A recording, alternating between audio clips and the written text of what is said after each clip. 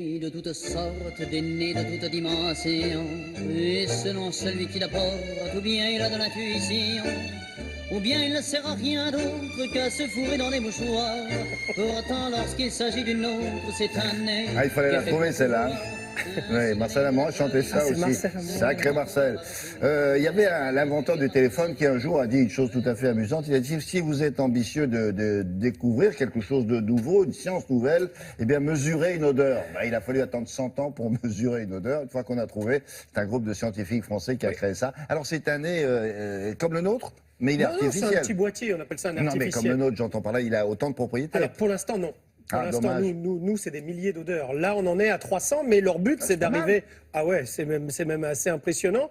C'est un petit boîtier, vous allez le mettre devant, par exemple, un morceau de fromage. Oui. Et puis, il y a un petit aspirateur à l'intérieur qui va donc faire monter les molécules à l'intérieur du petit boîtier, analyse, et vous avez qui s'affiche sur l'écran fromage. Voilà. Donc c'est. Ah bon, il dit pas le non, il dit pas l'origine. Non, non. Il dit pas c'est Roquefort. Non. Cela dit, Roquefort doit être suffisamment reconnaissable pour qu'à mon avis, on puisse l'affiner sans aucun problème. En tout cas, c'est le but de ces chercheurs grenoblois qui espèrent, en tout cas, ils sont surtout sollicités par des industriels, faire en sorte que ça marche dans l'agroalimentaire, où la qualité sensorielle des produits est très importante, même dans la médecine, où certaines maladies sont associées à des odeurs, et on pourrait même les détecter plus rapidement. Les chiens font ça. Oui, exactement. On avait fait un reportage là-dessus. Bien sûr. Et donc, ça pourrait servir en ce sens, dans l'environnement, bien sûr. On en parle beaucoup en ce moment, de la pollution, par exemple. Et puis, bien sûr, pour tous ceux qui souffrent d'anosmie, c'est-à-dire la perte de l'odorat. Alors, des fois, ça dure que quelques semaines. Parfois, c'est durant toute la vie. Il y a environ, je crois, 4 personnes sur 100 qui souffrent d'anosmie. Donc, voilà, en tout cas, ce Anosmie ou dysosmie? Moi, j'ai noté anosmie.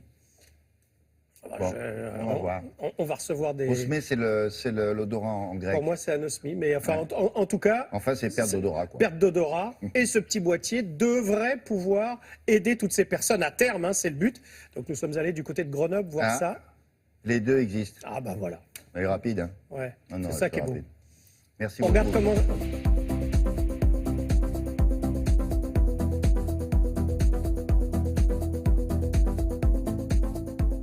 Le concept du produit, c'est d'être capable d'enregistrer des odeurs comme le ferait le nez humain. Donc c'est un défi technologique, ça fait des dizaines d'années qu'on essaye de faire ça, c'est très complexe. Et pour autant, on arrive à le faire en combinant différentes technologies, avec une partie qui va mimer le nez, mais aussi une partie qui va mimer le cerveau pour la reconnaissance et la compréhension de l'odeur. Techniquement, les odeurs sont des molécules qui sont capables de stimuler le nez. Donc le capteur fait la même chose. Le capteur aspire, comme le font les narines, il y a un petit ventilateur. Ensuite, l'odeur passe sur le capteur, donc c'est une technologie d'optique, c'est un prisme avec des biocapteurs. Et c'est là où se fait la reconnaissance de l'odeur. La reconnaissance qui ensuite est comparée à une base de référence, donc une petite base de données, qui va ramener le résultat sur un écran.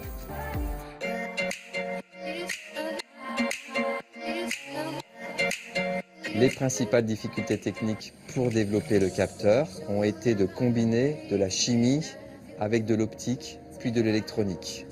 Et on a réussi, en faisant travailler des équipes multidisciplinaires, à faire fonctionner tout ça ensemble.